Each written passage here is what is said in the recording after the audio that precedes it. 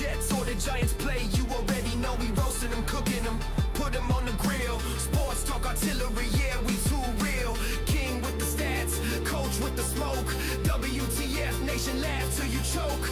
Wednesday, heat, 8 p.m., no debate. Sports Bar Nation, we never show up late. Oh, this is the Sports Bar.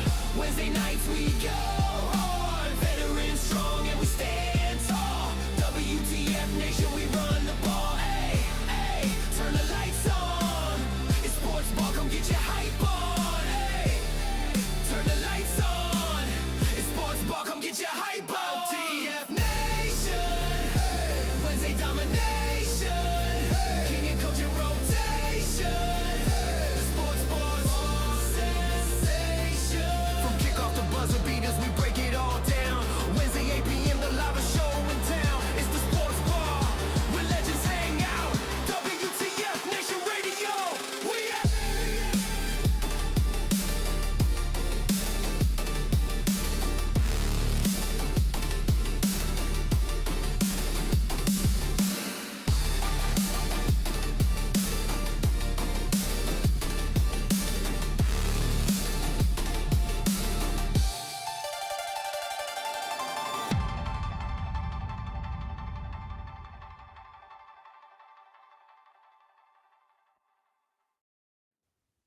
Yeah, we just gonna jump right into it. What's up? What's good? What's happening? Welcome to the Sports Bar here at WTF Nation Radio. I am one half of this thing, the actual King Smith, aka King Smith, aka Air Force Smitty, aka the bald head man with the scruffy beard. Tonight, co-hosting with me, while we have roughly about an hour of sports content, here is the man behind the mask, the guy with the Army sticker, the person who should have scored higher on his ASVAB so he could have joined the Air Force, the man known as Coach. Coach, let the people know something. I will let you know, in fact, that my ASVAB was a 89. Oh, not only did I smoked the hell out of that, and I smoked right before I took the damn ASVAB. So what do you got to say about that other than, what do you hear? What do you say? And you still chose the United States Army? Yes, I did, and there is a good reason for it. All Share right? that reason, sir. Reason 4 was that I wanted to get out as fast as possible. They gave me 3 weeks to go out. The GI Bill, as well as giving me a $3,000 enlistment bonus. So with all of that pulled in, I was like, you know what? I'm just going to go ahead and take it. Didn't think twice about the Navy. Did not think once about the Air Force. I did think about the Coast Guard, but the Army got me out, and they got me right at the end of my college, semester, and I joined up 3 weeks later. Man, that's interesting. I joined right after high school when I didn't get any college football scholarships to places that I was interested in. I got a couple of offers, just not any places that I was interested in. And my dad was an Army veteran. And for him, he said, with his sister being an Air Force veteran, no, actually, she was still active duty at the time. She was a colonel in the Air Force, and other people that he knew. He said, do Air Force and Navy. He was like, I enjoyed my time in the Army, but the people that I see that went into the Air Force, a lot of their post-career life ended up being better, faster, if you will. And it seemed like they had an easier transition. I get that. And I could see that. And, off of the experience, I could definitely see that. Army for me was going there in a way, hopefully trying to go up to West Point, which was always one of the goals from there. But like I said, when I initially enlisted, it was go there, do my 4 years, get the GI Bill, and take the bonus, take whatever I can, and go back to college without having anybody pay for it. 2 years in, 9/11. Yeah. Hey, changed the whole freaking trajectory. The whole trajectory of me. It did. I bet. You served post 9/11. I served I'm sorry, you served pre 9/11. I Pre served. and post, yeah. Yep, I served post 9/11 as I graduated high school Yeah. in 2002. I was sitting in science class, knocked out when they turned on the TV and made the announcement about everything. I was at Ridgeway Hall over in Fort Bragg when that happened. When the second plane hit, I was over in Gavin Hall when the first plane hit. But yeah, it wasn't a freaking, that was a nutso day, and that day was the day that I decided, yeah, I'm gonna end up staying in because we're at war, and I can't do that to anything else until this is over. Of course, I didn't think it would be 20 fucking years later that it would be over and that Joe Biden would end up giving up everybody. But hey, you can't predict the future.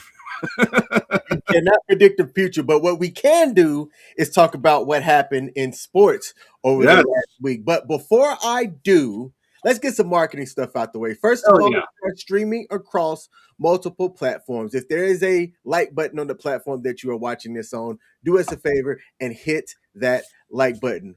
The Sports Bar is one of several shows here at WTF Nation Radio /US Army WTF Moments, as we have the Reset on Sundays, hosted by Dr. J. Monday, we have the Monday edition by my main man, Ice.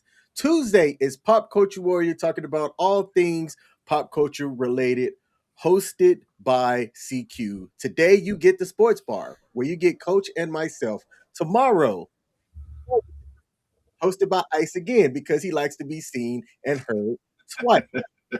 Every other Friday, you will either get Friday FTX, which this week is a payday week, so you will get FTX this week. I will not be on FTX this week because I have other obligations, but I am aware that they are hosting it. I know what they're playing, and that should be a good time. So if you like tabletop games and that type of a genre, pull up for that on Friday.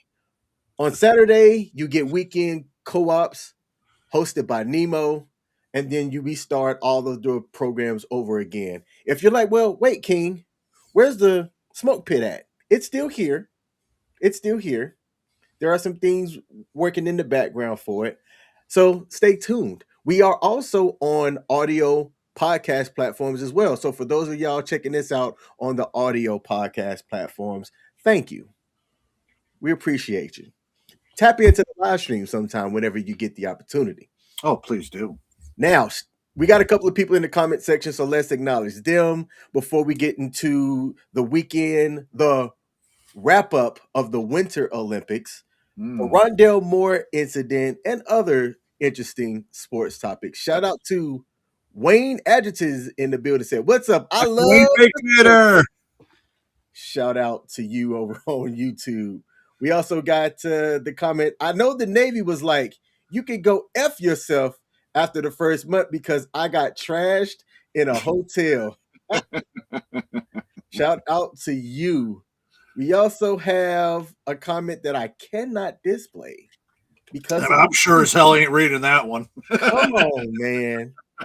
Come on. And then Wayne Adgerton said, but afterwards, I can't confirm or deny anything. And look, we all have those moments. I know somebody that at MEPS had a good old time. He was over the age of 21, but they said that if you were going through MEPS that you couldn't have alcohol. Well, this is Alabama. He found a way to get some alcohol and also found his way not able to proceed off to his basic training. I get that. And shoot, I remember there was a lot of people that were worried about the drug test that next day. That was when I found out that if you drank a shit ton of water and you also drank some apple cider vinegar before you go to the bathroom, or and go to the bathroom, all you're going to do is piss water out, and you'll pass a drug test. Just saying. Yeah, just saying. I'm not sure how you know that, but just saying, huh? Yeah, just saying. Yeah. All right, let's get started with some sober news. Over the weekend, the news came out that wide receiver Rondale Moore, through multiple reports, died of an apparent self-inflicted gunshot wound. And some people are Mhm. like, who's Rondale Moore? Well, Rondale Moore, while he isn't a household name, as he is a young wide receiver in the NFL, originally got his start with the Arizona Cardinals. He missed, I want to say, all of last season while he was dealing with a knee injury. Now, he stayed out of the limelight, didn't have any reported kids or spouse, and a lot of the topic and rhetoric that have came out since the story has came out is, well, what was his mental health state like? Was he the guy that was on an NFL team and in the NFL, and while he had all of the talents and the tangibles to be a superstar, we never quite saw that materialize? We don't know, and we won't know what his mental state was and why allegedly he chose to make the decision that he made. Coach, what have you heard about this incident, and what would you like to add to the story here? Yeah, I've heard the same with you. That nobody ever saw this coming, and in a lot of instances, a lot of people, only close ones, would have known this. Nobody from the team had heard anything about this and knew anything about what he was struggling through. I didn't read anything about him having any type of prior history or anything else like that, and I don't know if anything happened right beforehand where he was devastated by some type of news or anything like that. But the pressures of being a NFL caliber player are immense. Okay. They are, you've got to perform. Your job is on the line. Every bit of it has to do with how you perform, not only on the field, but also off the field. So, whether or not he was struggling with coming to that mentally, I can't, I can't attest to that, but I can attest that in what we have done and what we have seen and things that we have done, we have gone, through the military, we all have gone through some type of life altering things, some a hell of a lot worse than what others have gone through. So I don't judge the mental states of what people do, and I don't judge the reasonings for doing it, because everybody has a different bit of reasons. What I do, though, is I need to advocate that it doesn't need to happen again. And this is always that part where we need to check up on our friends. We need to check up on our family members. We need to check up on certain people in our lives that care about this. We're eventually going to meet our maker. Okay. It's a hard, fast truth. All of us are going to end up eventually meeting our maker. Some of us are going to do it by our own hands, and that at that point we want to find out why they're doing it, why somebody would want to end their own life. And people have their reasons. I know I had two soldiers of mine that were underneath me that have since committed suicide once they've been outside. Oh, boy, I'm not allowed to say that on. Well, regardless, died of suicide, and it's a damn shame. The best we can do as mental health is, educate ourselves on what the signs and the symptoms are, on what we should be looking for, especially with those that are depressed. And then we need to check in with each other. Okay. And it could be, like I said, it could be something very sudden that could cause something like that to happen, or it could be a long, drawn out process. A lot of people with alcohol, I've had way too many people that have died of alcohol related types of diseases and illnesses and sicknesses, including my father. And it was a long process for him to die because of that. I have another friend of mine who, with alcohol, hit it for years and went into the hospital and died suddenly afterwards. I know people that, because of the PTSD, they are drinking and they try to stop, but unfortunately their body has become so adept to alcohol that they cannot function without it. And it sucks to see them go through that. Long term, short term, it's up to us, and it's also up to those people, but it's also up to us to provide a hand and show the caring heart that we need to in order to do that. So I feel heartbroken that he decided to end his life, but there was nothing that we could have done. The people that are around him could have done something, but we can only hope with what we have within our control. And that's who we need to take a look at so that we can prevent that tragedy happening to somebody close to us.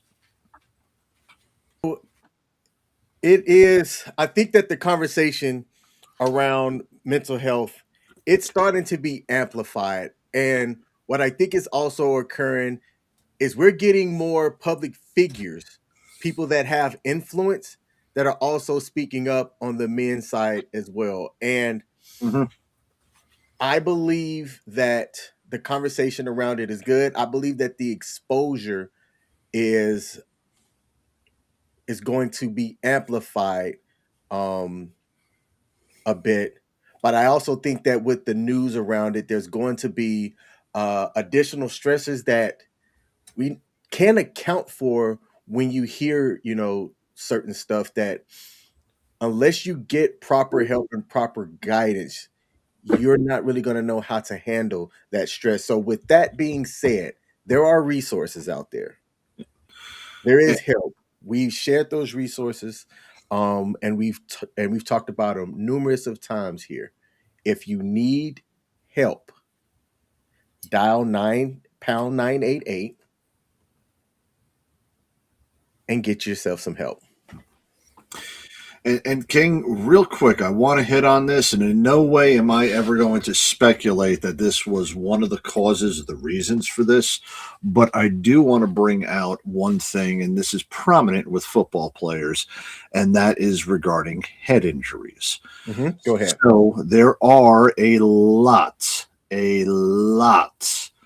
of there's a lot of medical evidence that equate the long-term head injuries with depression, suicidal ideation, PTSD type symptoms, and it has to do with the brain injuries. Okay, now it can be compounded on it because of emotional things right there, but playing football with all the stuff that we've heard about with CTE and how everything has been regarding all of these ex-players who have shown signs of CTE after their deaths, because that's the only way to ever find any type of CTE, it would not surprise me if that as a young player, even at 25 years old, with just the recent developments that we've had with the player safety regarding head injuries, that he did not have some type of either beginning form or maybe a mild form of CTE. Now, I hope that they don't have to provide an autopsy or anything like that. And,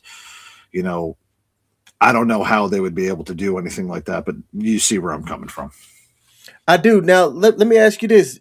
Are you one of the people that you check those boxes that you don't mind donating your organs and things to science? Should something happen? Yeah, I do, but the only thing I'm really donating is my dick. I did not see that coming. I'm donating it to the frickin' Museum of Natural Sciences. Oh, man. I would have donated it to the Guinness Book of World Records, but unfortunately somebody else beat me. This is my co-host, y'all. That is hilarious. That is hilarious.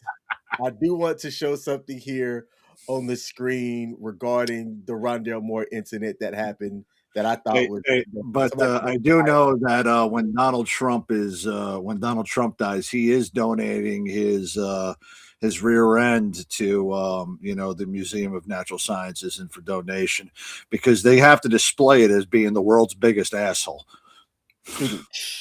I need that sound effect on my soundboard. Yeah, you got the buzzer. You need that one on the soundboard, man. There was an incident that occurred as Scott Pelt was doing a tribute on ESPN, in which ESPN producers or graphics people used the wrong graphic for Rondale Moore. The graphic that they end up displaying along with Rondale Moore's name and the years that he was alive was actually of wide receiver practice squad player Miles Price. And obviously ESPN had to come out after that was public and completely apologize. And I'm pretty sure somebody got their ass torn into for using the wrong graphic. That wouldn't surprise me either. But at the same point, man, until this happened, have you ever heard of that gentleman? Rondale Moore, yes, only because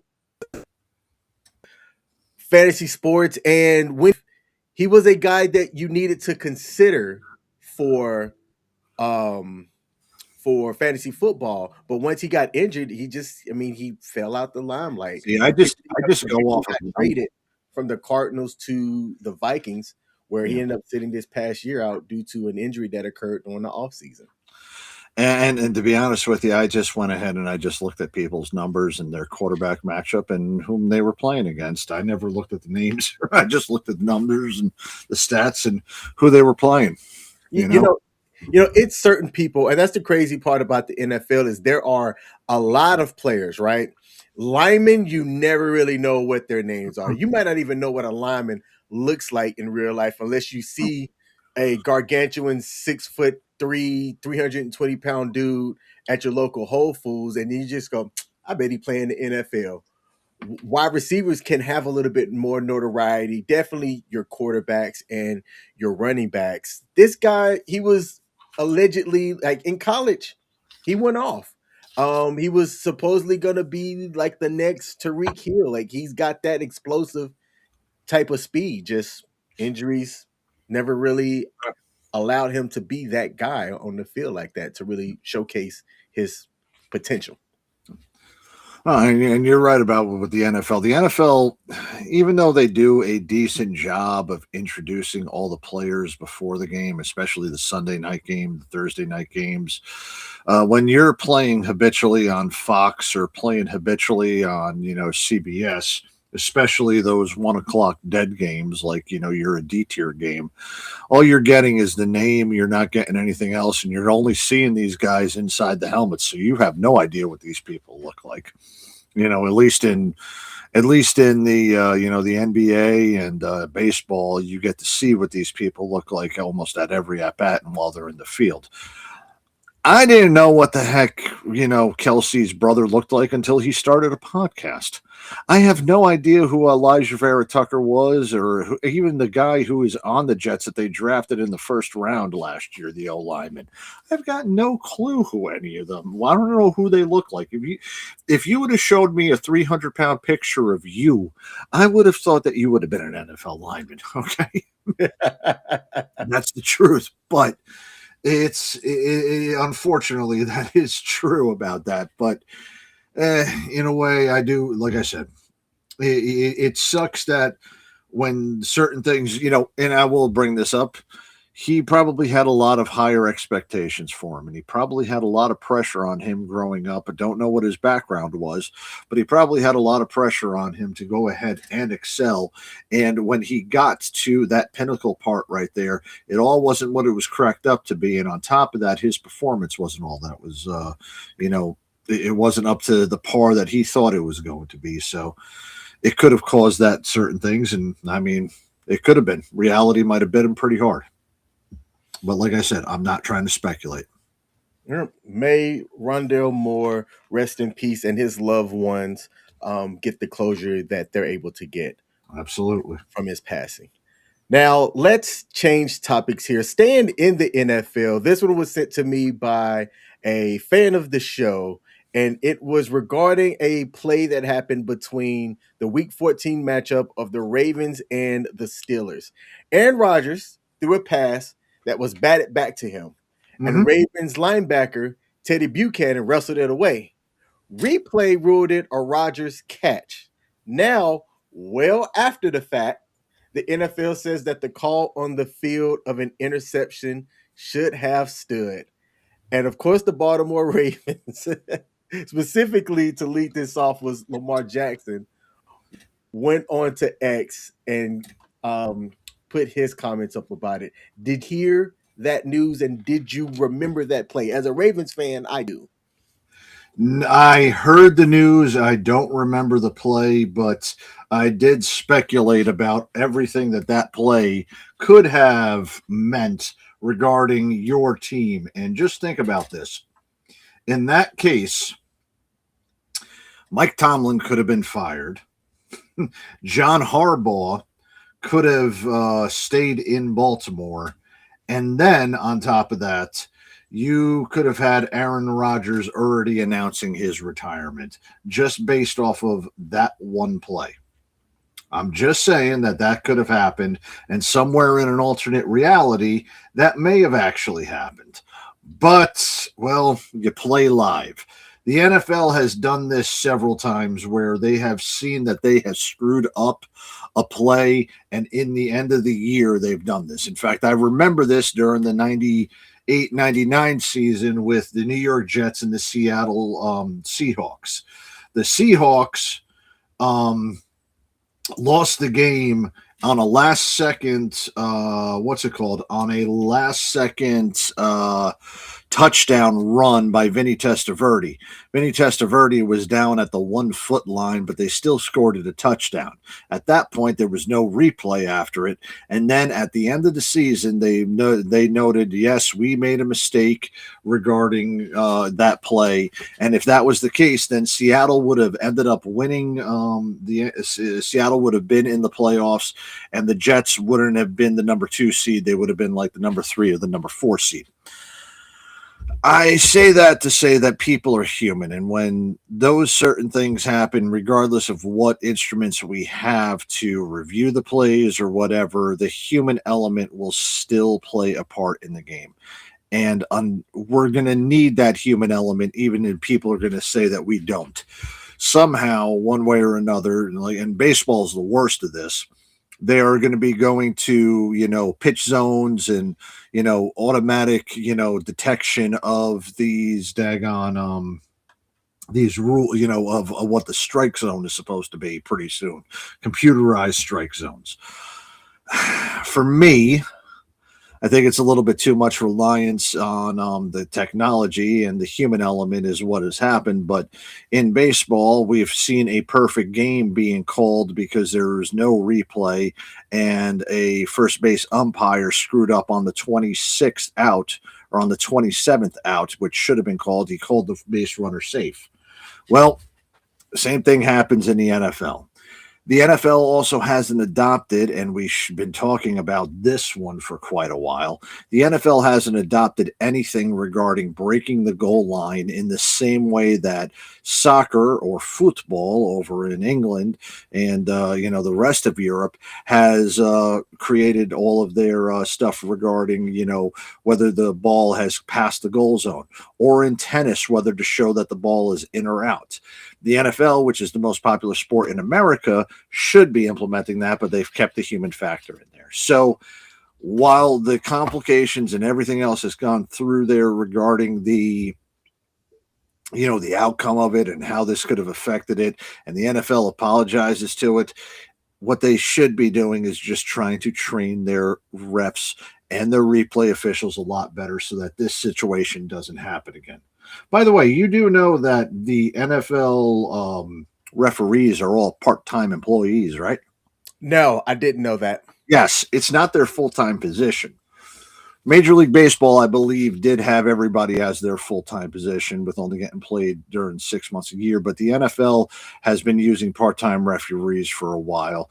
Obviously, the ones that have been around the league for a while, and they do rate all the refs out there. But there is part-time rules regarding it. And in a way, if they did make it fully year-round, a lot of people say that would bring a little bit more professionalism and not a lot of missed calls regarding the officiating in football.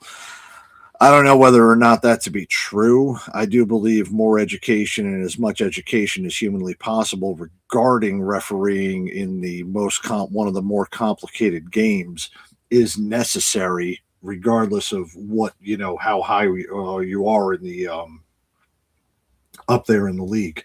But in your case, King, I'm sorry, brother. Now I know it sucks for you that they could have done this, and Harbaugh wouldn't be the Giants coach right now if the play probably changed a different way. But yeah, tough break, man. Now, that wasn't the only play that was highlighted in this review. There were 2 plays that were highlighted that they actually said that the refs got wrong even after the replay review. And I'm going to show the other one here. I think I can play this one without getting zonked. So this is the other play right here. This would have been the go-ahead touchdown pass from Lamar Jackson to Isaiah Likely. That was ruled incomplete. Fake to Henry on first down. Go to the end zone. Oh, come on, internet. Why is it that I get things ready and my internet decides it does not want to work? I'm going to give it a potato here to see if it fixes itself. They've got a touchdown. Ball's knocked out, but he had it long enough. Incomplete. Yeah. But now, several months after it occurred, the NFL is saying that they got that one wrong. So, and the Ravens couldn't end up getting in the end zone, and Pittsburgh went on to win 27-22, got the division, and then got murked in the playoffs. If we had a chance, I'm just saying. I get it. But yeah, guess what? Isn't going to happen. And now you've got a new head coach, and so do the Steelers. And it looks like y'all are going to have the same quarterback, because it looks like Aaron Rodgers is going to come back for another season. Now, I do like that Lamar Jackson can laugh. He went on to Twitter and wrote the following that I'm going to display here. He goes, so technically we won 10-7, first offseason win ever. That got a good chuckle out of me. Hey, I'm glad that he's having a little bit of fun with that one, but yeah. Sorry, nothing you can do, man. You don't win games in the off season. If that was the case, then the fucking Jets would be Super Bowl champions more than any freaking player. Every year they end up winning the off season, and then every year they end up screwing it up in the season. So, yeah. Let's take the time to acknowledge some of the comments we have. Shout out to God Happen to Me's in the building, said, good evening. Appreciate you tuning in. Wayne Edgerton said, good thing I have a good therapist. Hey, man, a good therapist in your corner is what you definitely need. Also followed that up with and said, I have an F ton of permanent injuries and seizures, which scare the crap out of me. And it's like your body is trying to destroy itself, and it can hit like lightning. Luckily, I'm on some good meds and therapy, both physical and mental. I'm glad you got the things that you need, brother. That is good for you. Also had a comment that cracked me up. Sonic the Hedgehog would be a good running back in fantasy football, but Batman might get his rings, though. Who would you prefer, Sonic or the Flash as a running back? Well, here's the thing. All right, I'm about to nerd out here for a minute, okay? And this isn't like CQ comic book nerd out. I'm about to nerd out real big with science, all right? Because now let me ask you something. If I say black science guy, do you know who I'm talking about? No. Do you know who Neil deGrasse Tyson is? Yes. Okay, now, all right, good. So you know the name. Some people just know him as the black science guy, all right? But I love Neil deGrasse Tyson. He's got some real great things about this, about what he talks about, real interesting stuff. In fact, actually, last night I hosted a trivia, and one of the topics was astrophysics for beginners. And a lot of the stuff was stuff that Neil deGrasse Tyson talked about on his Star Talk podcast. One of the things that he mentioned was about comic books. And he said, and you got to think about it this way regarding the Flash runs faster than light speed, which makes him break through the speed force and enables him to go back in time, because he is going faster than light can be processed through us. Okay. So if he's faster than light speed, he is able to go throughout time, through the space-time continuum. Well, when he brought that up, he also, when I think about that, if you are going to get a NFL if you're going to be an NFL running back, you don't want somebody who might accidentally run so fast that he runs back in time. I like it. Think about that for a minute. Okay. He could run so fast that he might run back in time and might run into the previous play. You risk that if he's really going to run that. So I'm just saying, If I had Sonic, at least I know that he would go in through a ball and he would be small enough that he could fit through the legs of any of the defenders and sweep past anybody who would try to get on top of him. Now, obviously, he would, if he got hit, he would have to stop, but at that same time, he would also have to recover any rings around there. So if I were a trainer, I would at least have one golden ring on my hand at all times so that this way Sonic can go ahead and run. In fact, I'd load him up with maybe 10 before he goes. But if I was a trainer and I had the Flash with me, well, I don't know what I would do with that one. Okay. But like I said, he has it's like the Brett Favre and the Aaron Rodgers effect. They can throw so many great balls, or the Brett Favre is definitely a better idea. He's such a gunslinger that he can throw these phenomenal touchdown passes, but then he throws a ridiculous, stupid interception in overtime against New Orleans, and then the Vikings never get back to the NFC Championship. You see where I'm getting at, man? It could happen out there. That's why I have that. Now, I got another thing, and this is one, hopefully, if CQ is watching, I do have something regarding Neil deGrasse Tyson that I did not know about until yesterday, and this is actually pretty cool. Do you know that Neil deGrasse Tyson actually altered the origin story for Superman? No. So it's coming to the same thing about traveling at the speed of light.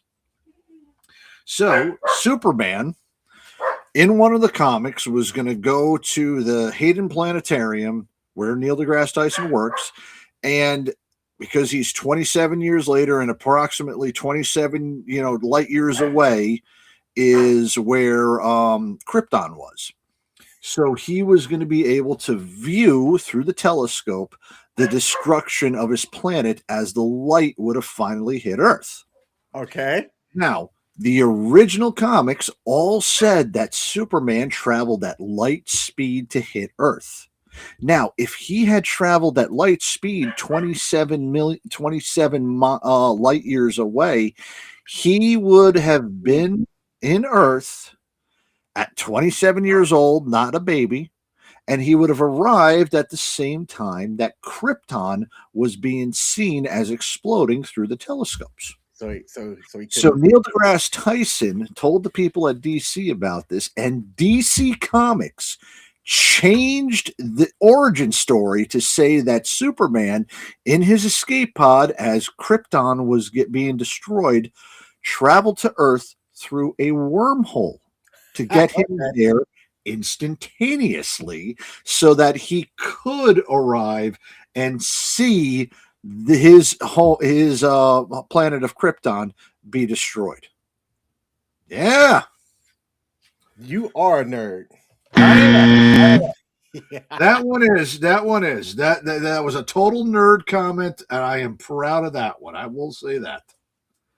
Man, all right. Let me ask you this. There is the NBA's new 65 game rule that was supposed to stop load management and have your stars be more available so that the market's higher for the tickets and people are going to come out to the games and all of that jazz. Well, the two leading people for the MVP, that's SGA and Jokic, are getting very close to missing the minimum amount of games that they can miss to be ineligible for the MVP. If that occurs, do you think that the NBA is going to tweak that 65 game rule? Adam Silver is going to have a problem on his hands if that is the case, because the two best players in the league right now are Jokic, who is he still averaging a triple-double? Or is he averaging? He's averaging a triple-double again. And he's playing tonight. And SGA, who I believe is again leading the league in scoring. Isn't that correct? That I'm not sure. I'd have to look at it. I think actually, I believe Kate Cunningham might be. But regardless of that, okay, we're going to get into an entire debate regarding the MVP voting as well as other types of votes. But as we've seen, the people who vote for these things, which should be the players, not the media members, they're the ones who should be the ones who, determine that.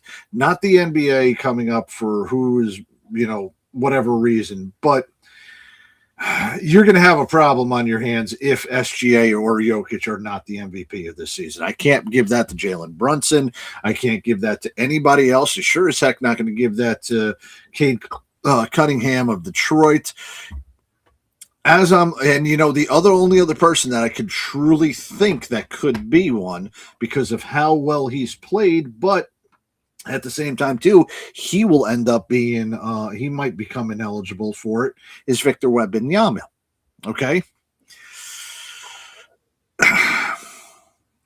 There needs to be massive reform regarding the NBA schedule, the NBA teams, as well as how everything is being done procedurally within the NBA. Load management and the way that this body thing has been coming should be reserved for people who are 41 years old, just like LeBron James. By the way, Michael Jordan never had load management. But keep going. So what I'm saying is that with all of these things that they're pulling out, I'm glad that the NBA is doing this, but now they've pushed themselves into a corner. They've also pushed themselves into a corner now with the Utah Jazz tanking so that they can get a higher pick in the draft, and now they're going to be having to revisit the entire competition committee. There's been a lot of things within the NBA that has not been savory. The style of play that they're playing right now, the chuck and three and go back on D. Look, that's now the way that they're playing it, and until somebody else comes out with that is just dominating the paint at 7'5" and 7'6" and is not shooting threes like Wembanyama, then you're going to have a little bit of an issue. But man, everything's too spread out right now. The play of the game right now is pulling it. The players have way too much pull, and there is no respect for any types of rules regarding the style or the game of the play. And let me also be honest with you too. Are you just tired and sick and tired of pretending to care about the NBA regular season? No, I typically don't catch it until after well, I do like the beginning because I like how they changed I like how they have where the first half of the season or the first half of the trophy. But then really it's not until the playoffs that I really care. I'm not even that interested or invested in the All-Star game unless I was going in person. Oh God, that should be another topic for another night about these exhibition games, because there is not just I think all sports. I think we're done with all of these exhibition games. That's just me. But the NBA's got a competition issue. Popularized by Kawhi, the load management is coming out, and screwing up the players on the teams. Fans are getting disinterested because, well, the players that they want to see play are the day before not playing because, well, load management. Even though they're a healthy scratch, they're not able to play. With what we're seeing right now regarding the MVP and how all of this is going to play out this season, there is going to need to be a drastic change. And I do think SGA will end up playing enough for it. I believe Jokic right now, with how long he's going to be out, will now be ruled ineligible for it. But I think SGA will play enough where it's not going to be an issue. But it is a little scary that it has become this bad of an issue. So the collective bargaining agreement in the NBA, I believe, goes out in 2029 or 2030, right around the next time the media deal comes out. No, excuse me, the media deal just started this year. But the collective bargaining agreement does need to have some rules done. And the NBA competition committee needs to fix some things regarding the teams tanking as well. So there's a lot of stuff that the NBA has on its plate, and it sounds like we are. I'll say this: we're griping on the NBA right now for what they're doing. They at least tried to do something with this mid-year, mid-season tournament. But I will, as a Knicks fan, I will be appalled if they hang a banner up here that they were the mid-season champions, like the Lakers did with LeBron. But I will, I at least applaud that it would be some type of spectacle of watching it during the season. And on top of it, too, you got the little special courts for those. But the NBA, I'm tired of pretending that I care about the regular season until the playoffs come in. And then on top of that, too, the playoffs with the play-in teams and the best, out of the 2 out of the 3. Look, they're just like those games that show up, on the Tuesday and the Wednesday before the 65 and the 66 ranked teams in the NCAA tournament. Nobody gives a flying shit about them because they're going to end up losing in the first round anyway. So now Jokic is returning back. He's playing tonight. Mhm. The Nuggets are playing. I was just looking at it because I put in a lineup on DraftKings. Let me bring it up right now. The Nuggets are playing against somebody who's healthy while the Nuggets are dealing with injuries. Boston. Okay. They are playing at Boston. Jokic is playing after a 16-game knee injury. Jokic can only miss one more game this season to remain eligible to try and win his 4th MVP. And currently, right now, he's the contender behind the returning MVP, SGA. Now, SGA, who's missed 11 games so far this season, he can miss 6 more for the rest of the season to stay in the running for his 2nd straight trophy. Who do you think right now is the current 3rd in the MVP odds? I told you, Wemby. It is Cade Cunningham from Detroit. My opinion, I think it's Wemby. I think if we're really talking about best players and most valuable players, Wemby is that one. I can see Cade Cunningham being up there too, and I mentioned him just earlier. But for me, it's still Wemby. Now, Cade Cunningham recently just got his props from the Inside the NBA crew on how he's been playing, and he's been lights out here as of lately, both on offense and defense, averaging 25.7 points per game and leading the league in assists. He's playing in Detroit, not one of those big markets. So while they are known for basketball, they're not one of those big markets. Wemby right now is 4th, and Luka is in 5th. And I want to go back. I think if you showed people a picture of Wemby, they would say his name. If you showed people a picture of Jokic, they would know who he is. I don't think if you showed people a picture of Cade Cunningham, you would know what he looked like. If you showed people a picture of Luka, they would know him. Recently on Jeopardy, there was a $800 question in which they were asked to name who was last year's MVP in the NBA. And let's just take a look at how the contestants answered this one. Jump through these hoops for 800. SGA, this guy, won the 2024-25 NBA MVP award to go along with the scoring title and NBA championship. SGA is Shai Gilgeous-Alexander.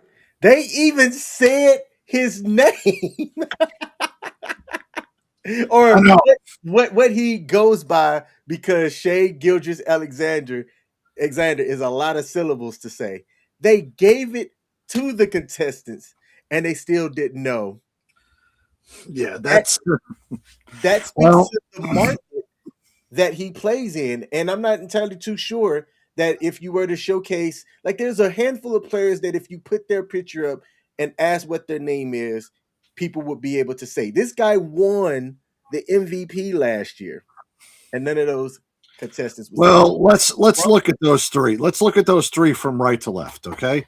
First off, Katie is a housewife who has no idea about the NBA outside of Michael Jordan and Kobe Bryant, and knows who LeBron James is, but only knows because one of their kids watched that Space Jam on HBO. Okay. Zach over there in the middle looks like he either should be a sports fan who knows it, or he looks like a pedophile who's never watched sports. So now we know the answer because he didn't know it, that he doesn't know who SGA is. He's definitely a pedophile. Trey, my brother. Man, I get it. All right, look. He must have grown up having Avias or, other types of daggone shoes. That man has never worn a pair of Jordans in his life and has never seen a basketball on him. In fact, I would probably say that he is one of those people that nothing bad to him, but he was probably on the high school debate team because he was so unathletic that he wouldn't even been utilized as the manager for the basketball team. So, yeah, Trey, you have brought the brotherhood completely down. I am ashamed of you. Zach, you're going to be arrested for pedophilia. And Katie, your kids are going to grow up to be little monsters. By the way, just so you know, I'm looking at the box score right now. Cade Cunningham has 9 points. Right now, Detroit is up, and if I'm looking at it, Cade's got 9 points, 5 assists, and no rebounds right now, or 1 rebound right now in the game. But they're up 58-52 on Oklahoma City.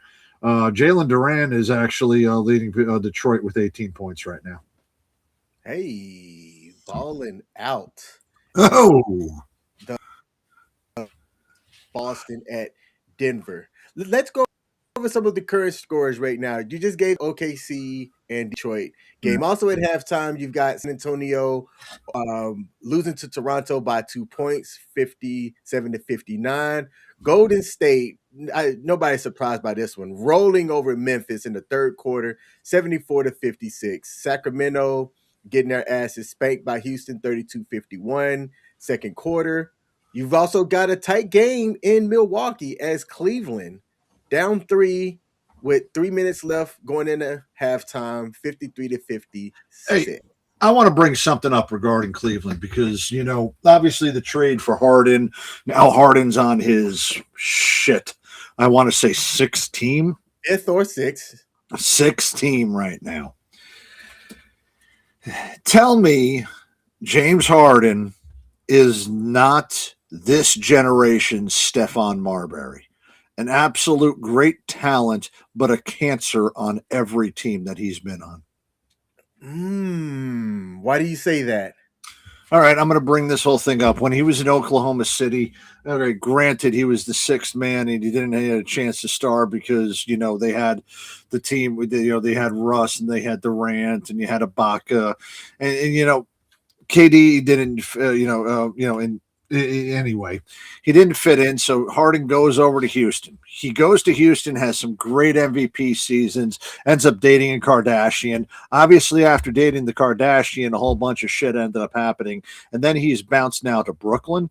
He's bounced to Philadelphia. He's bounced to Los Angeles. Now he's over in Cleveland. And in each one of those locations, he's been set up with other superstars that he has not been able to coexist with. And each one of those teams that he has been on has not made it to any type of championship level. For such a high star that he has, and with how polarizing he plays that game, ball hog, I will also mention, he can score as much as he wants, but his teams have not done anything. He has also disrupted a lot of the teams that he's been on. He disrupted Philadelphia.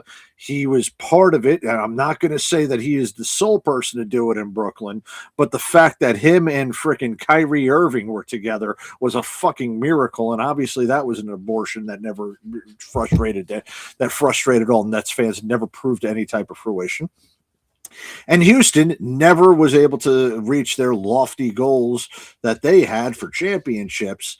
You know, they kept running into the buzzsaw of Golden State and then ran into the buzzsaw of what's it called? You know, they lost. They were losing afterwards.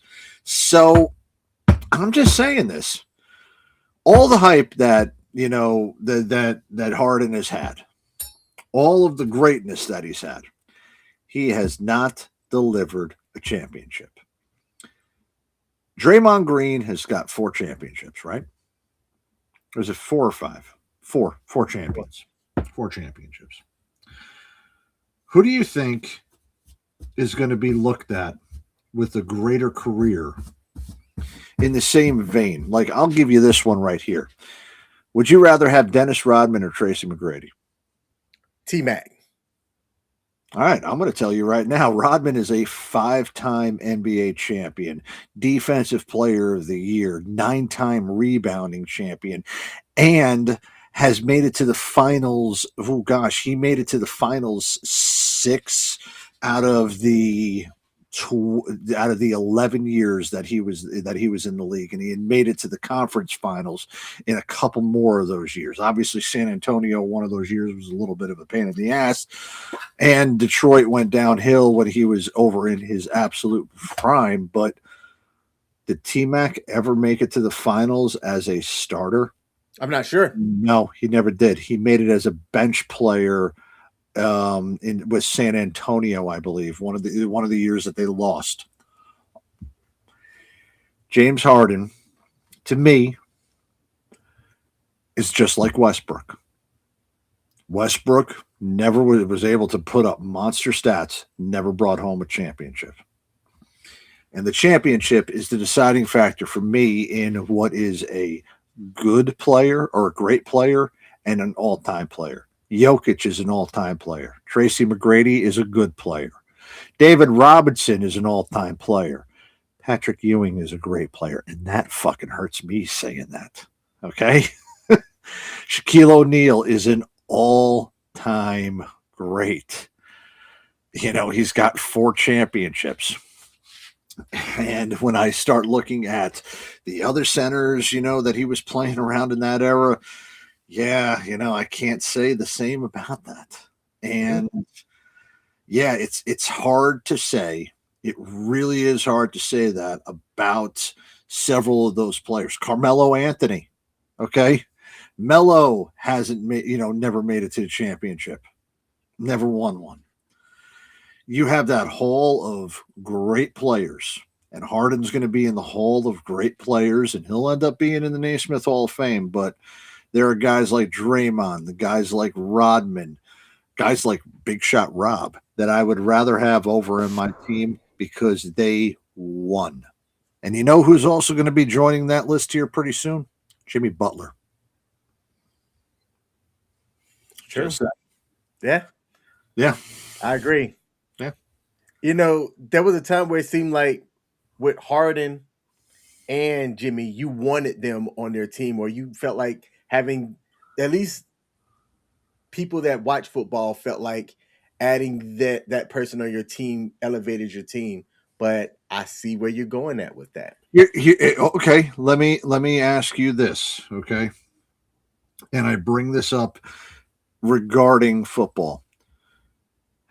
You're a Lamar Jackson fan, okay? Lamar Jackson, Josh Allen, both of them, what has their careers been? What is their malignment in their careers? Never won the Super Bowl. They're MVP candidates. They've never won the Super Bowl. Same thing with Joe Burrow. Never won the Super Bowl. I mean, for fuck's sake, Sam Darnold won the Super Bowl. Okay. But the championship, that is the separator between the greats, is winning those championships. And that was a long way for me to remind you that LeBron James is 4-6 in the NBA championships, while the greatest of all time, Michael Jordan, is 6-0. Shout out to Pop Culture Warrior said, yo, yo, yo, what up, homies? And PCW. by the way, CQ, you definitely wouldn't know that thing I was talking about earlier with Neil deGrasse Tyson because it was DC Comics, not Marvel. He doesn't And if want you don't know what we're shit. talking about, I actually think I'm going to clip it for you and send it to you. And maybe He doesn't follow DC shit on Pop Culture Warrior. He's more worried about the Spider-Verse and how the MCU is going to act after Doomsday. Now, Coach, let's end tonight's show talking about the Winter Olympics, how the U.S. did, and what potential controversy came out of it. But before we do, I want to showcase this one video, and another content creator played this video on his page, and I listened to it, and it made me chuckle. Tell me what vibes you get. Yo, right here. Let me get my screen going. All right, I'm just gonna play the clip in its entirety. It's short, and tell me what vibes you get from this. I've spent every night in the village. It's been everything and more, and you can't evict me. I don't think there's anything not to enjoy. I haven't even gotten to compete yet, and I feel like my experience is already complete. Not complete, but just I'm having the best time. Yeah, I feel like I'm exactly where I want to be, and I'm so glad that things have aligned and worked out for me to be here, and I'm excited for the opportunity to compete. Okay, that was a short clip. But what vibes did you get from that short video? She met the Jamaican bobsled team over in the showers. Some people say, you know, we can't believe Jamaica, we got a bobsled team. Feel the rhythm, feel the rhyme, get on up, it's bobsled time. Go Runnings! Y'all, if you are watching or listening to this, I'm telling y'all, Coach did not know what this video was going to be about. I did not set him up for that. This is his genuine first reaction to this.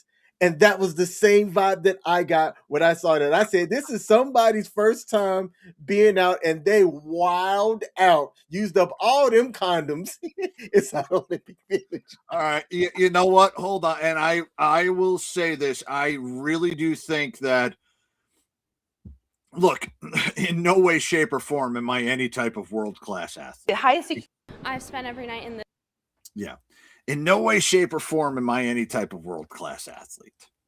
Me neither. But I do know what it is to live somewhat of a sheltered life. And then when you have that moment of freedom, everything around you is like new and exciting and awesome and all of that. And inside the Olympic Village, well, you're not around your parents. You're not around coach's supervision. You're not doing all this. You are free for whatever you want to do, to hang around with other people who have similar experiences with you, are at the height of their athletic abilities and everything else that they have in their life. And they have no, set different things. So look, that girl right there, yeah, she's got that look on her face like she just saw a black man naked for the first time and knew what she was going to be enjoying for the rest of her life. All right? You've got to be able to read between the lines on that one. I know I was crying laughing. I said, that's somebody that, just like you said, and it's very similar to the military. When you get young studs, people 18 to 25 out together in a location, no supervision, there's going to be a lot of yes. Period. Yeah. And look, it happens. It's the nature of the beast. Look, best of luck to her. If that was the best time in her life, well, maybe in France in 2030, she'll be saying a different story. I hope she is competing in France in 2030. She'll probably have a 4-year-old by then. or 3-year-old by then. Yeah. All right. Let me pivot to the medal count here. Yeah. Let's get off of this one right now.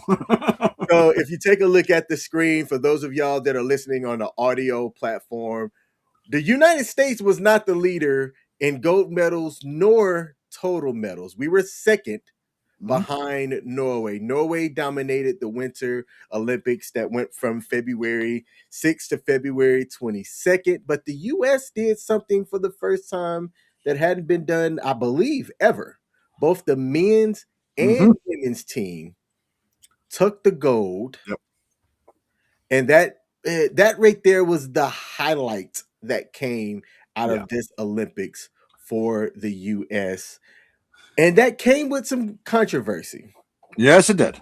As our president, Donald J. Trump, called and congratulated the men's team. And while doing that, he also made a joke that came out that people perceive inappropriate. He said, and I'm going to bring it up here. I was hoping to find it as I was chatting here. He said that he might as well go ahead and invite the women's team as well to the State of the Union because if I do, I'll probably get. If I do, he said, I'm going to read the quote here. I must tell you, we're going to have to bring the women's team. You do know that. And then he started laughing. And he said, I do believe I probably would be impeached if he didn't invite them. Mm-hmm. And what people translated that to was that the women's accomplishments in the sport wasn't as major as the men's accomplishment in the sport, even though the women's team have won 3 goals since women's hockey got introduced in 1989.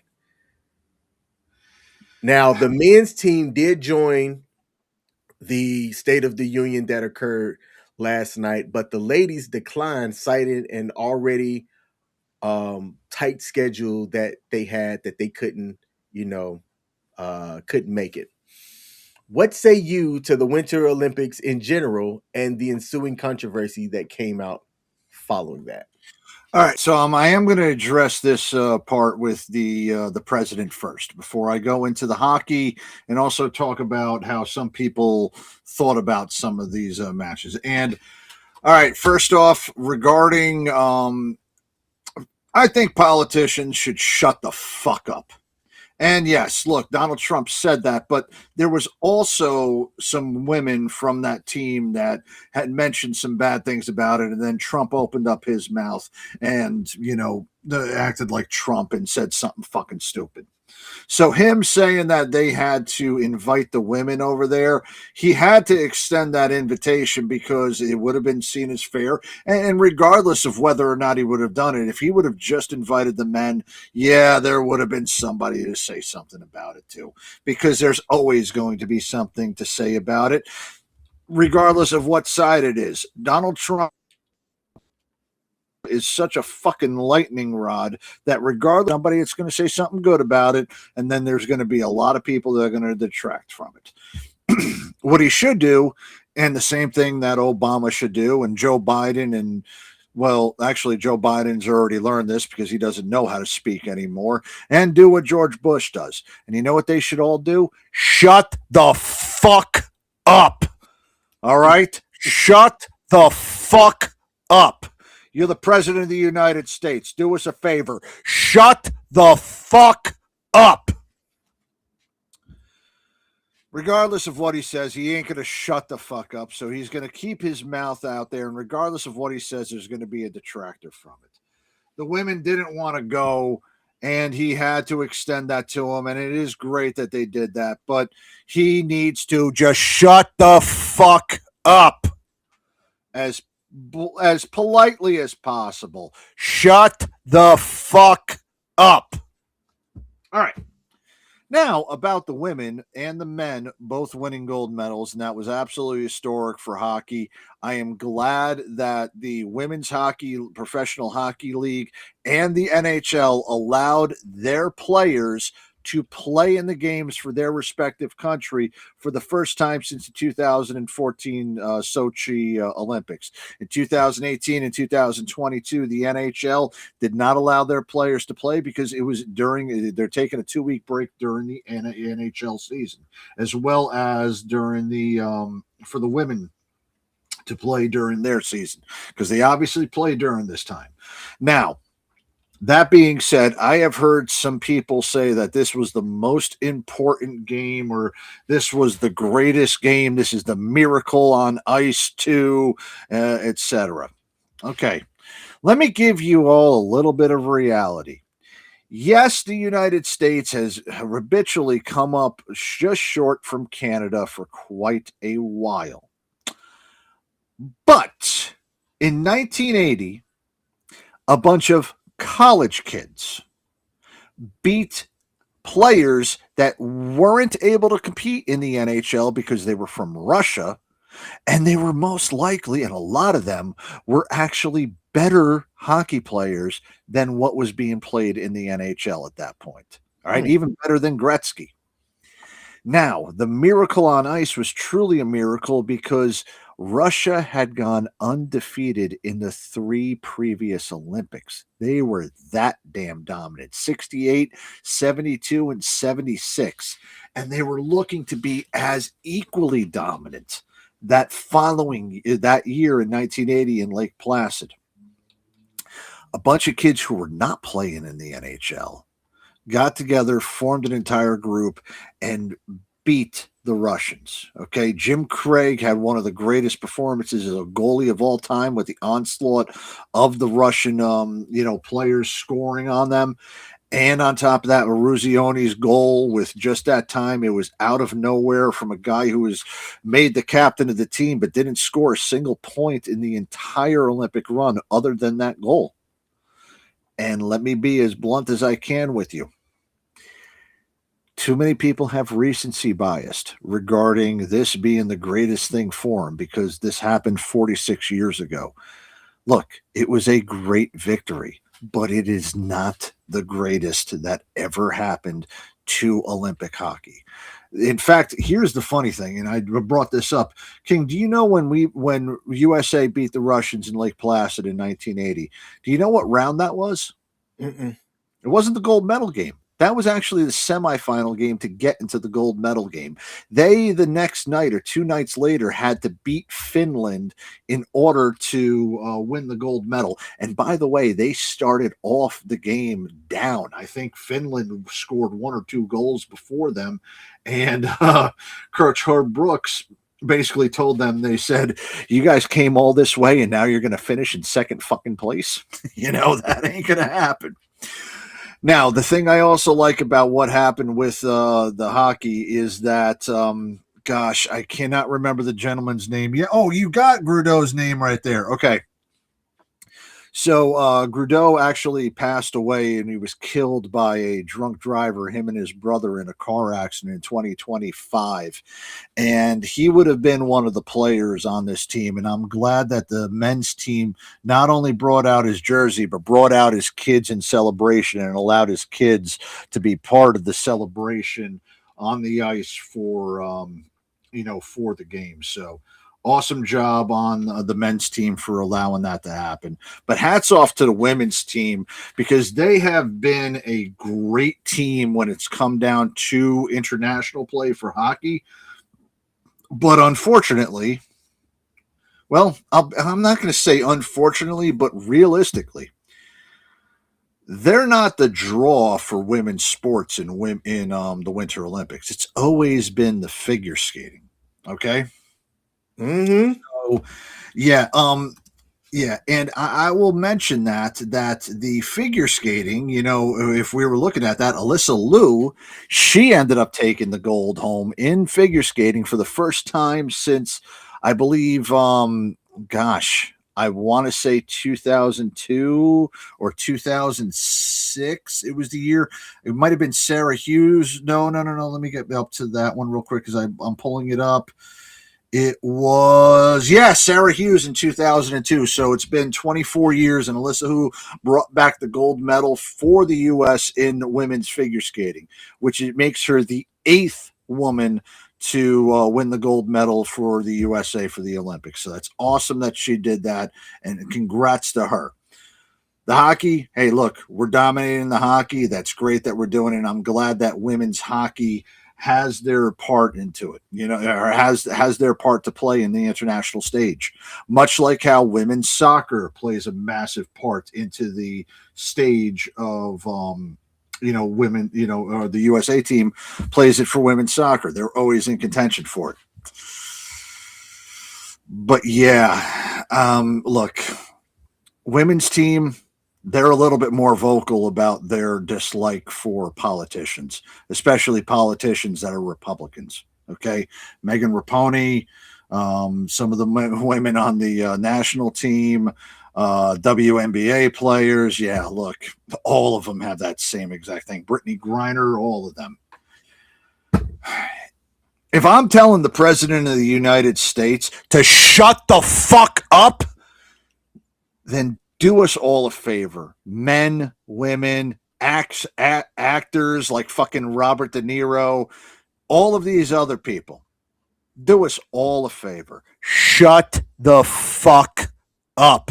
I don't give a fuck about your opinions. And when you make your opinions known on a public level, you're not going to unite all of us to like you. You're going to divide fucking this place, because the asshole in charge right now has done everything he can to make it us against them. And the asshole before him, well, I'm going to say not the dumbass that we just had for the previous 4 years, but the asshole that we had 8 years before his first term did a lot of division too. All right. We haven't been whole since 2020, since 2001. And I was really hoping that we would have something to come together in this Olympics to get us back together. But, I can hope in one hand and shit in the other and see which one filled up first. And, well, y'all didn't shut the fuck up, from president all the way down to the competitors. And it took away from a lot of people. So, look, when 2030 comes around, that orange fuck won't be here. You remember these 4 words for my advice for every Olympian, for every politician, for every actor, for every person that's there to entertain, for us to watch. Stick to what you know. Perform the best you can. And shut the fuck up. I have a clarifying question that I need answered. You said 2001, Clinton or Bush? No. 9/11. Okay. That's where I'm coming from. We haven't been whole since that. We were whole at one point. And after, I want to say, maybe about 2005, 2006, when the subprime mortgages started to hit, we haven't been the same since. And it's been, I would actually say, since the surge. We have not been the same since the surge. The surge was unfortunately unpopular, and it came with a lot of the Democrats basically making it unpopular because they didn't support Bush. And look at history. I am not telling you guys opinion. I'm telling you history. We had a freaking president whose sole campaign was, I'm going to close Guantanamo Bay down. If I ever get on to freaking Friday, or not a Friday Night Freedom, damn, that's an old damn show. If I ever make it on to a sergeant's time, and we start talking about Guantanamo Bay, I'll give you all stories from there from 2007 to 2008, as these freaking candidates were all talking about shutting down the base that I was at. Okay? It wasn't going to happen, and there was a lot more issues than I thought it was going to be. So, and it ended up being that way. But there has not been a unifying thing for us in decades, and it sucks. The Olympics in 1980, that Miracle on Ice, that did a lot to help the American psyche right at the time that we were having a bad time. You know, the oil crisis was happening. We had a slew of hostages that I believe from either Lebanon or Iran. I can't remember which place it was. I think it was Iran. And, you know, there was a lot of things that were happening that, you know, USA wasn't doing well. And we were in that same situation. We have not been doing well in a long fucking time.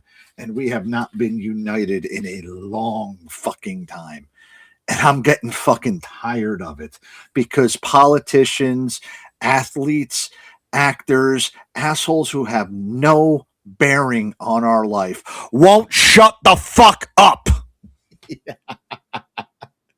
There was a question in a comment from Pop Culture Warrior. How much money to get King to shave off his beard completely? There may be a number, but in order to drive up the market, I won't say what that number is. Shout out to Sparta HQ Network over on Facebook. Said, hey guys, hey Sparta, appreciate you tuning in. Now, Coach, I do want to say this. Congratulations to all of the athletes, no matter what country that you represented, to be able to go out and compete for something like an Olympics is something that the average person is not going to be able to have the experience of doing. So to those of y'all that are young, that may be participating in a sport that has an opportunity to represent at a national level like that. If you get the chance to do it, do it. Oh, I don't have the money. Oh, I'm not sponsored. Where there's a will, there is a way. So shout out to those that competed. There were some injuries that occurred during the Olympics as well that could have some professional sports implication, like Crosby. Yeah, I was about to bring, yeah, and I wanted to say that, you know, Crosby is now on the injured list, which, I mean, look, you're also talking about a guy who's almost approaching 40 years old, and yeah, it was going to be bound to happen anytime soon, but yeah, Sid unfortunately is on the injured list now. Yep. All right, this has been another episode of the Sports Bar here at WTF Nation Radio. Again, if there's a like button that is on your platform, do us a favor and hit that like button. There is not going to be a smoke pit tonight. However, there will be, let me double check the calendar here. Let me make sure so that I'm not talking out my ass that we are indeed going to get Sergeant's Time tomorrow. Bringing up our calendar, taking a look. Yes, there is going to be a Sergeant's Time tomorrow, so make sure that you pull up for that. Coach, close us out.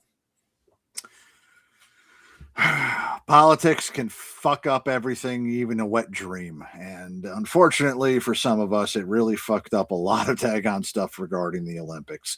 But for me, it didn't because I cared about the competition until people couldn't shut the fuck up. So do us all a favor. Shut the fuck up. Enjoy the sports. Athletes, perform your best and shut the fuck up.